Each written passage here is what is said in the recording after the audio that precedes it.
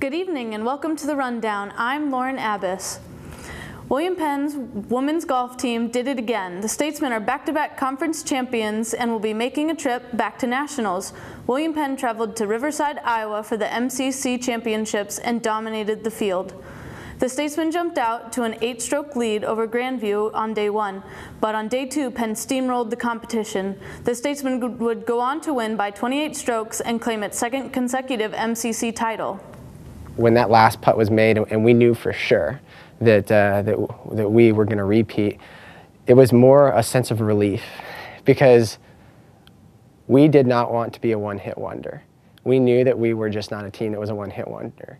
And we wanted to make sure that everyone knew that we were here to stay. And I think that was really, really important for our girls.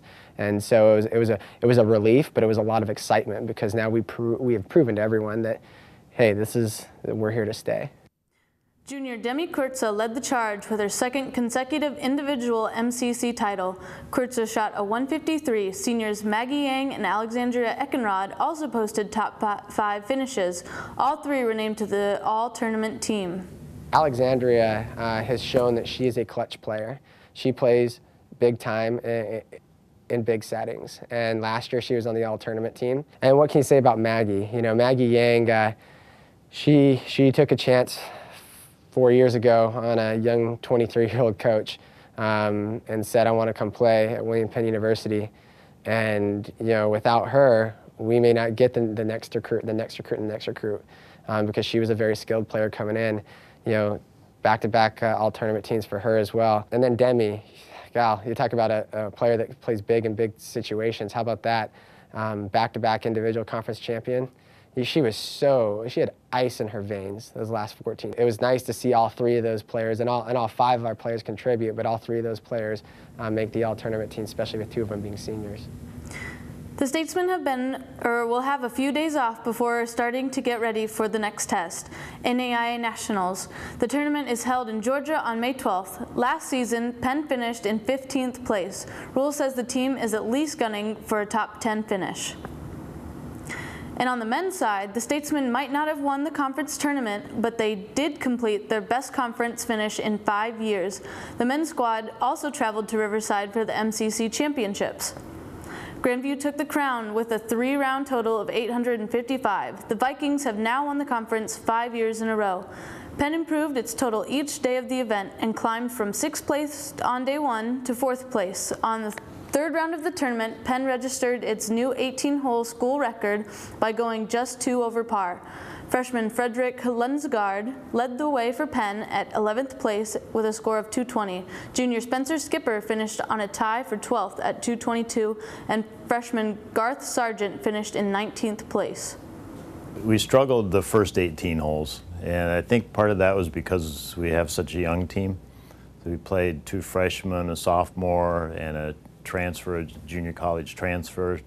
None of them had been at conference with me before. I said we have to stay connected as a team. Nobody's hanging their head no matter how bad it goes. We're going to stay connected. We're going to be proud that we're playing golf for William Penn. You see one of your teammates across there and they're hanging their head, you get their attention and you give them a thumbs up or a fist pump or something to keep it going. And I think that carried throughout the whole tournament, is that nobody gave up on themselves and nobody gave up on their teammates. Lundsgaard, Skipper, and Sargent were nominated to the all-tournament team. They'll find out the results later this week.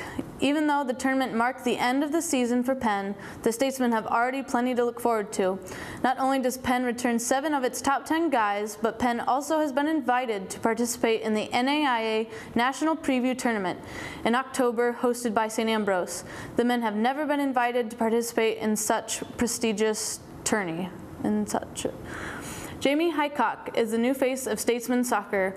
William Penn University Athletic Director Greg Hafner announced Highcock's hiring last week. He is filling the void left by former head coach Ralphie Martinez. In March, Martinez took a head coaching job at Midland University. Highcock comes to WP after serving as an assistant men's and women's coach at Avila University in Kansas City, Missouri. Highcock helped his former Eagles to a 9-8-2 record last fall.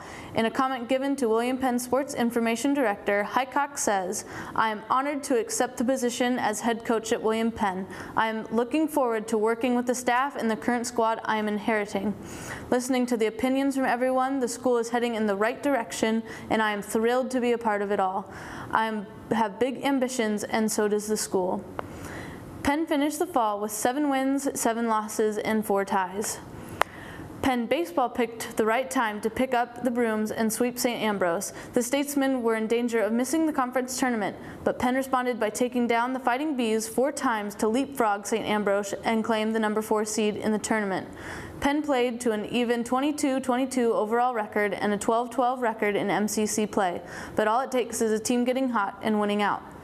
Penn can't wait for that opportunity to get a shot at the conference title, especially because it starts the tournament against St. Ambrose. That's the only team in the conference that the Statesmen swept this season. The MCC is a double elimination bracket. Penn opens up against the Fighting Bees on Saturday at Riverfront Stadium in Waterloo.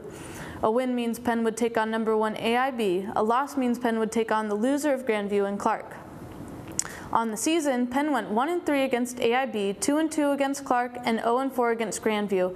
Penn will kick off the tournament on Saturday at noon. Dropping down to the high school level, we switch over to tennis. Oskaloosa video production reporters Macy Stanbro, Katelyn Smith, and Seth Crook recently met up with the girls' tennis team to give us an introduction to this year's team. I've been playing tennis for 4 years. Sam started my freshman year. This is our 2nd year. What does a typical day of practice look like?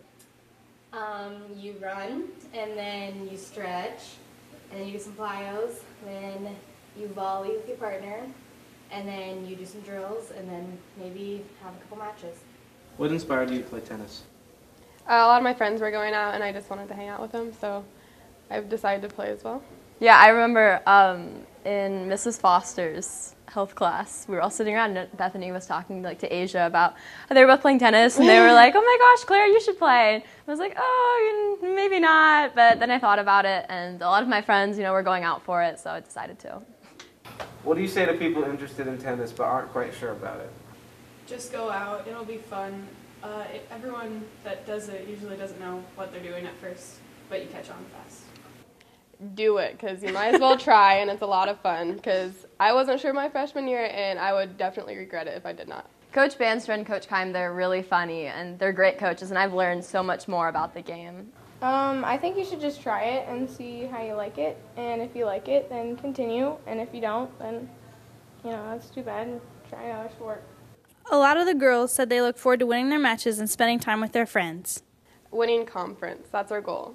Yeah, this year. And we're 4-0 right now, which is awesome, so I'm really excited for the rest of the season. The Oski girls head to Pella High School this Saturday to face the Dutch. The players will start serving at 9 a.m. That's our sports recap for the week. Good luck to our athletes competing this upcoming week, and thank you for joining us.